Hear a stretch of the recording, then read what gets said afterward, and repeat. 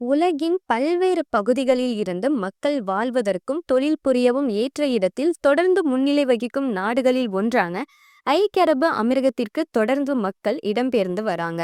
இந்நிலையில் அமீரகத்தில் பல்வேறு எமிரேட் இருந்தாலும் சமீப காலமா ராஸ் அல் கைமா எமிரேட் ஆனது ஐக்கிய அரபு அமீரகத்தின் ஒரு புதிய ஹாட்ஸ்பாட்டா வேகமா மாறி வருது.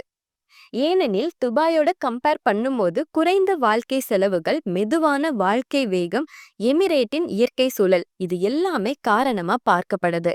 அது மட்டும் இல்லாம துபாயின் வசதிகளை எளிதாக அணுகக்கூடிய தூரத்திலையும் இது இருக்கு.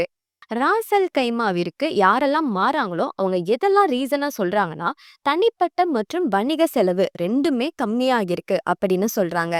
வீட்டு வசதி முதல் உணவு வரை துபாய் அல்லது அபுதாபியை விட கம்பேர் பண்ணும்போது இங்க கம்மியாகவும் மதிப்புள்ளதாகவும் இருக்கிறதா சொல்றாங்க. அதே மாதிரி ராஸ் அல் கைமாவின் அழகான கடற்கரைகள், ஜெபல் ஜெய்ஸ் மலைகள் இது எல்லாமே மக்களை ஈர்க்கக்கூடிய வகையில இருக்கு. அதோட ராஸ் அல் கைமா எமிரேட்டில் இன்னொரு முக்கியமான சிறப்பம்சம் என்னன்னா, இங்க நெரிசல் இல்லாம இருக்கு.